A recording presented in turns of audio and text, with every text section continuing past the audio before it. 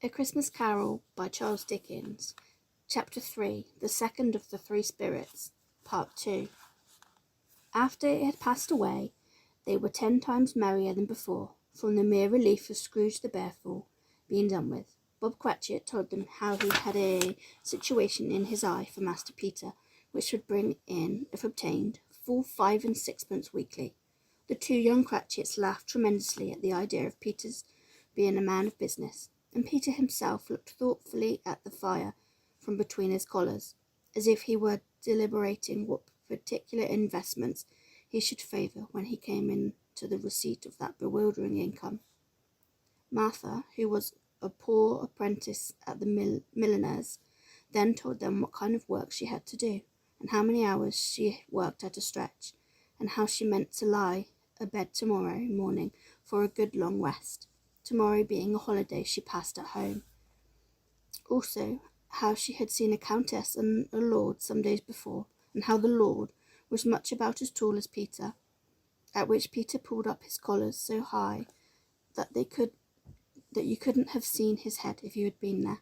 All this time the chestnuts and the jug went round and round, and by they had a song about a lost child travelling in the snow, from Tiny Tim, who had a plaintive little voice and sang it very well indeed.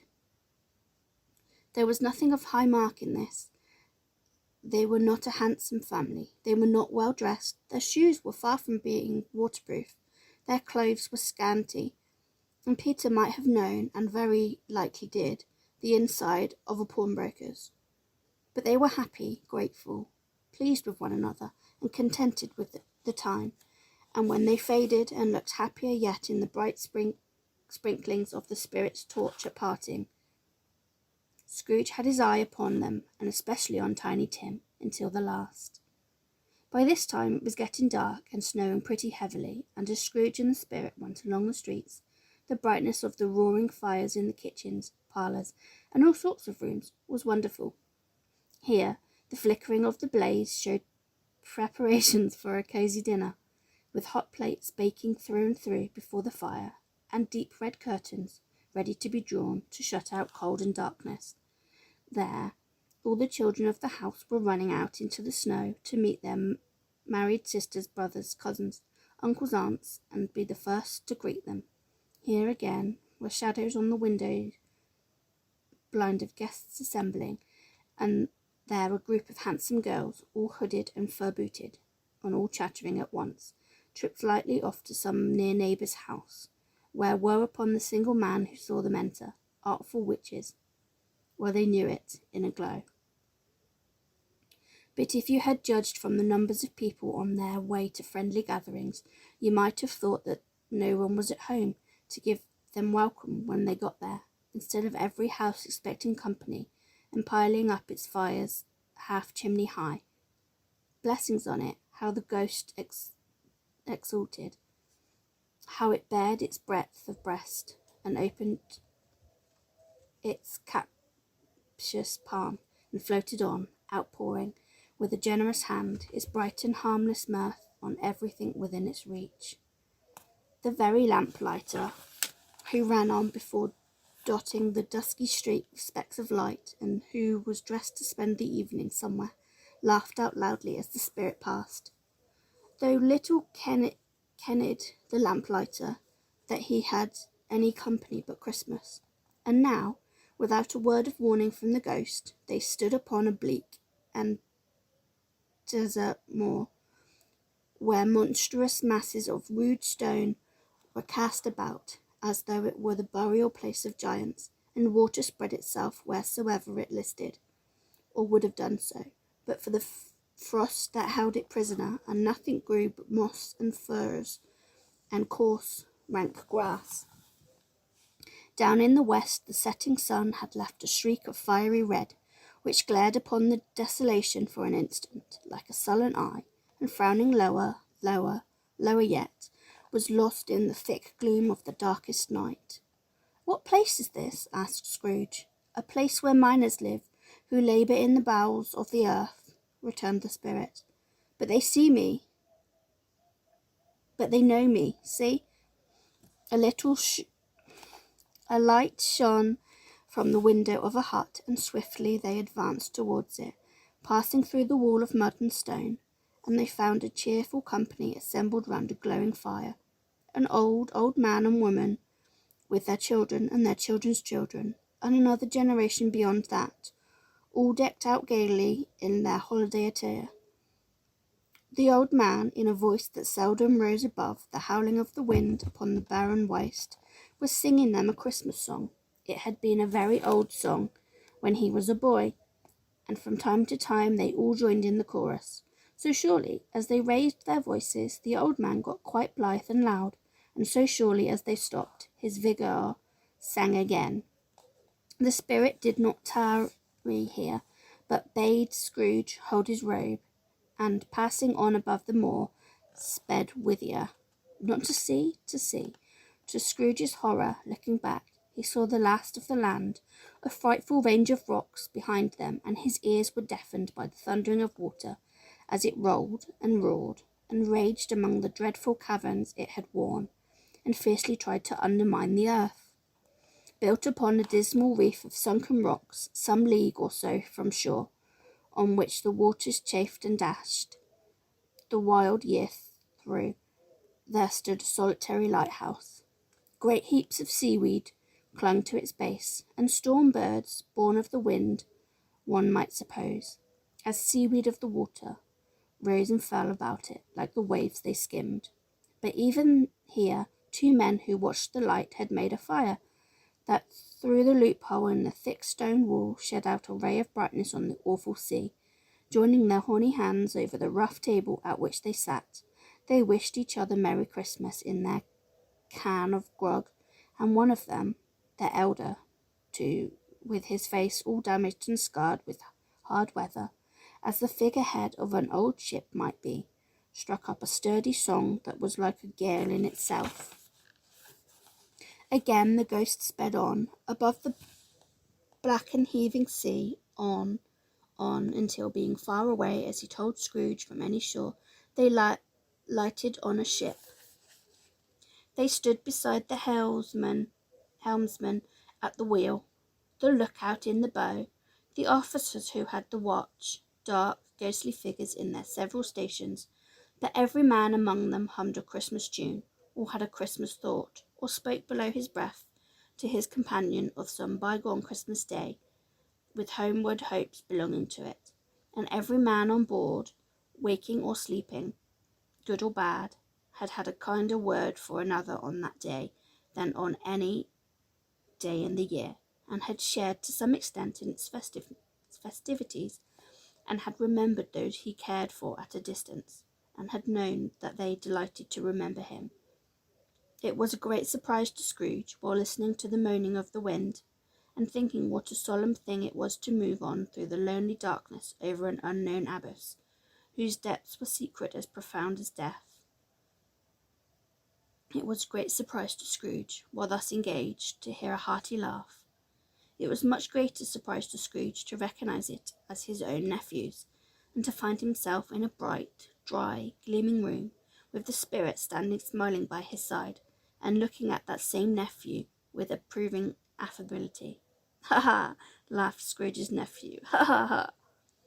If you should happen, by any unlikely chance, to know a man more blessed in a laugh than Scrooge's nephew, all I can say is, I should like to know him too. Introduce him to me, and I'll cultivate his acquaintance. It is a fair, even-handed, noble adjustment of things, that while there is infection in disease and sorrow, there is nothing in the world so irresistibly contagious as laughter and good humour."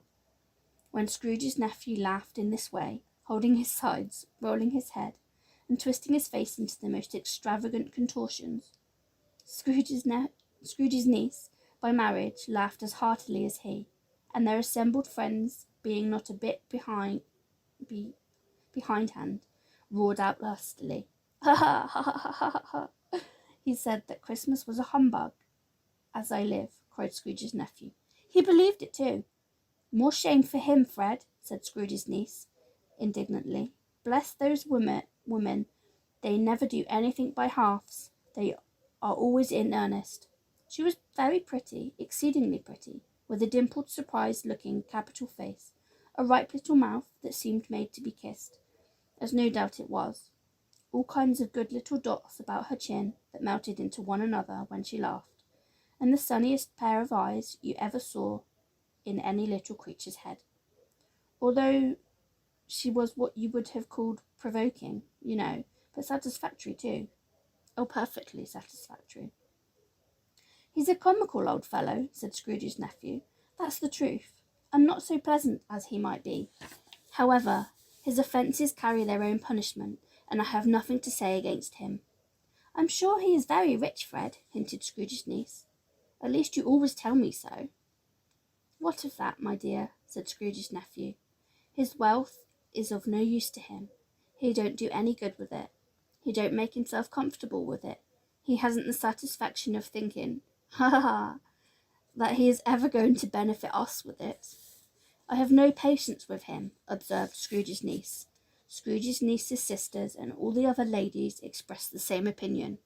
"Oh, I have," said Scrooge's nephew. "I am sorry for him. I couldn't be angry with him if I tried.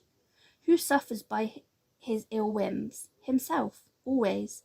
Here, he takes it into his head to dislike us, and he won't come and dine with us. What's the consequence?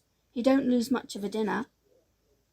"Indeed, I think he loses a very good dinner," interrupted Scrooge's niece. Everybody else said the same, and they must be allowed to have been competent judges, because they had just had dinner, and with the dessert upon the table were clustered round the fire by lamplight. "Well, I'm very glad to hear it," said Scrooge's nephew, "because I haven't great faith in those young housekeepers. What do you say, Topper?" Topper had clearly got his eye upon one of Scrooge's niece's sisters, for he answered that a bachelor was a wretched outcast who had no right to express an opinion on the subject, whereat Scrooge's niece's sister, the plump one with the lace tucker, not the one with the roses, blushed. "Do go on, Fred," said Scrooge's niece, clapping her hands. "He never finishes what he begins to say. He is such a ridiculous fellow." Scrooge's nephew revelled in another laugh, and as it was impossible to keep the infection off, though the plump sister tried hard to do it with aromatic vinegar, his example was unaimlessly followed. "I was going to say," said Scrooge's nephew, "that the consequence of his taking a dislike to us and not making merry with us is, as I think, that he loses some pleasant moments which could do him no harm. I am sure he loses pleasanter companions than he can find in his own thoughts, either in his mouldy office chair or his dusty chambers. I mean, to give him the same chance every year, whether he likes it or not, for I pity him. He may rail at Christmas till he dies, but he can't help thinking better of it. I defy him. If he finds me going there in good temper year after year and saying, 'Uncle Scrooge, how are you?' if it only puts him in the vein to leave his poor clerk £50, that's something, and I think I shook him yesterday." It was their turn to laugh now, at the notion of his shaking Scrooge, but being thoroughly good-natured and not much caring what they laughed at, so that they laughed at any rate, he encouraged them in their merriment, and passed the bottle joyously. After tea they had some music, for they were a musical family, and knew what they were about when they sung a glee or catch, I can assure you, especially Topper, who could growl away in the bass like a good one, and never swell the large veins in his forehead, or get red in the face over it. Scrooge's niece played well upon the harp, and played among other tunes a simple little air, a mere nothing, you might learn to whistle it in 2 minutes, which had been familiar to the child who fetched Scrooge from boarding school, as he had been reminded by the ghost of Christmas past. When this strain of music sounded, all the things that ghost had shown him came upon his mind. He softened more and more, and thought that if he could have listened to it often years ago, he might have cultivated the kindness of life for his own happiness with his own hands, without resorting to the sexton's spade that buried Jacob Marley. But they didn't devote the whole evening to music. After a while they played at forfeits, for it is good to be children sometimes, and never better than at Christmas, when it's mighty fonder was the child himself. Stop! There was first a game at Blindman's Buff. Of course there was, and I no more believe Topper was really blind than I believe he had eyes in his boots. My opinion is that it was a done thing between him and Scrooge's nephew, and the ghost of Christmas present knew it. The way he went after that plump sister in the lace tucker was an outrage on the credulity of human nature, knocking down the fire irons, tumbling over the chairs, bumping against the piano, smothering himself among the curtains. Wherever she went, there he went. He always knew where the plump sister was. He wouldn't catch anybody else. If you had fallen up against him, as some of them did, and stood there, he would have made a feint of endeavouring to seize you, which would have been an affront to your understanding, and would instantly have sidled off in the direction of the plump sister. She often cried out that it wasn't fair, and it really was not. But when at last he caught her, when in spite of all her silken rustlings and her rapid flutterings past him, he got her into a corner whence there was no escape, then his conduct was the most execrable. For his pretending not to know her, his pretending that it was necessary to touch her headdress, and further to assure himself of her identity by pressing a certain ring upon her finger, and a certain chain around her neck, was vile, monstrous. No doubt she told him her opinion of it, when another blind man being in office, they were so very confidential together behind the curtains. Scrooge's niece was not one of the blind man's buff party, but was made comfortable with a large chair and a footstool in a snug corner, where the ghost and Scrooge were close behind her. But she joined in the forfeits, and loved her love to admiration with all the letters of the alphabet. Likewise, at the game of how, when, and where, she was very great, and to the secret joy of Scrooge's nephew, beat her sisters hollow, though they were sharp girls too, as Topper could have told you. There might have been 20 people there, young and old, but they all played, and so did Scrooge, for wholly forgetting, in the interest he had in what was going on, that his voice made no sound in their ears. He sometimes came out with his guess quite loud, and very often guessed quite right too, for the sharpest needle, best Whitechapel, warranted not to cut in the eye, was not sharper than Scrooge, blunt as he took it in his head to be.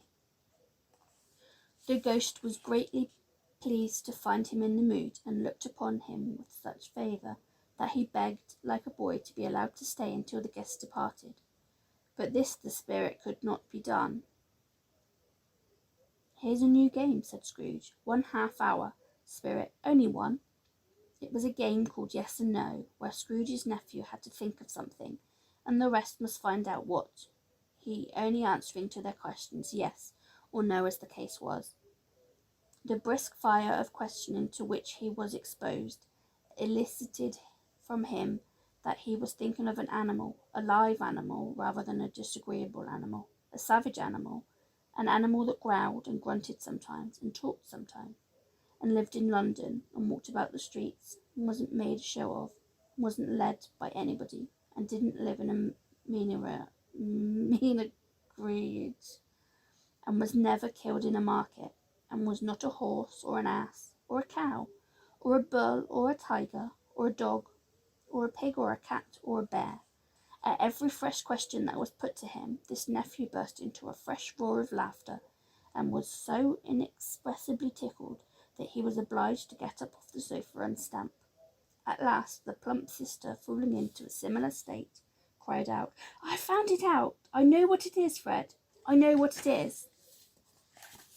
"What is it?" cried Fred. "It's your Uncle Scrooge!"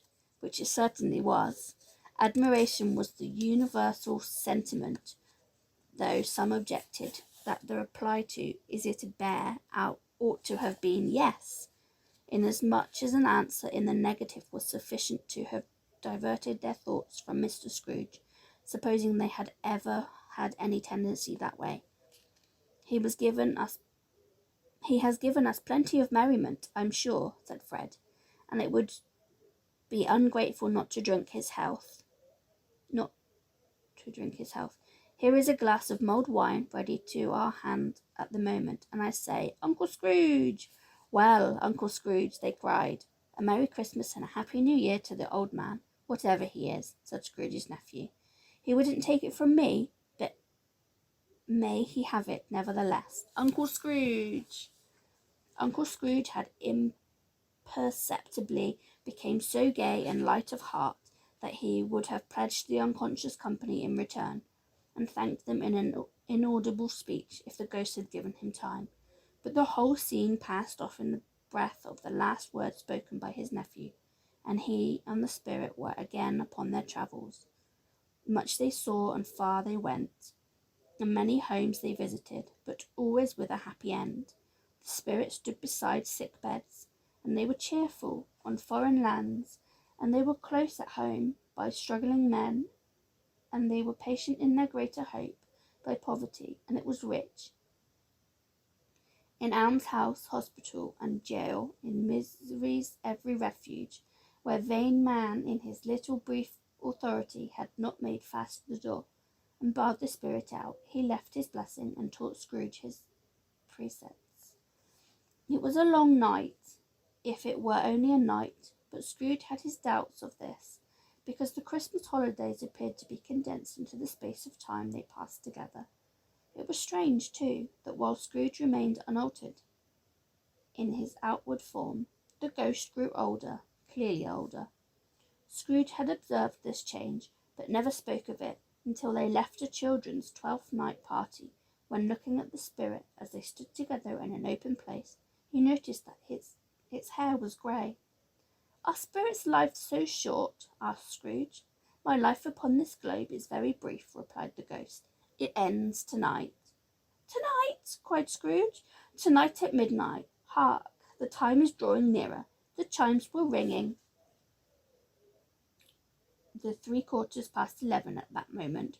Forgive me if I am not justified in what I ask, said Scrooge, looking intently at the spirit's robe, but I see something strange and not belonging to yourself, protruding from your skirts. Is it a foot or a claw? It might be a claw, for the flesh there is upon it, was the spirit's sorrowful reply. Look here. From the foldings of its robe it brought 2 children, wretched, abject, frightful, hideous, miserable. They knelt down at its feet and clung upon the outside of its garment. Oh, man, look here, look down here, exclaimed the ghost. They were a boy and a girl, yellow, ragged, scowling, wolfish, but prostrate too in their humility.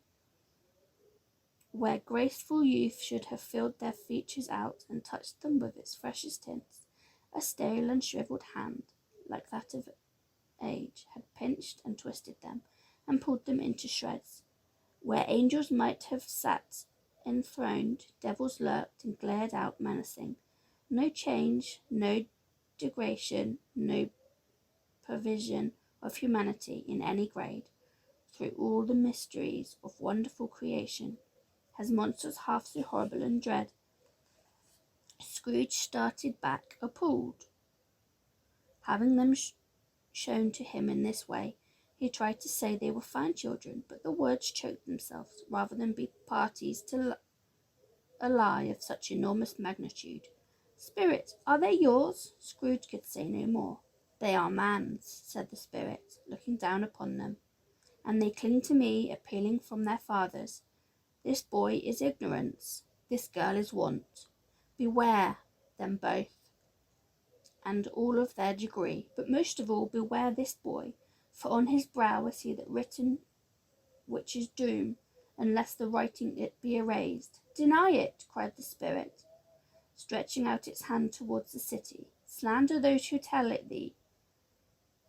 Admit it for your factious purposes, and make it worse, and bide the end. Have they no refuge or resource? Cried Scrooge. Are there no prisons? Said the spirit, turning on him for the last time with his own words. Are there no workhouses? The bell struck 12. Scrooge looked about for the ghost and saw it not. As the last stroke ceased to vibrate, he remembered the prediction of old Jacob Marley, and lifting up his eyes, beheld a solemn phantom, draped and hooded, coming like a mist along the ground towards him.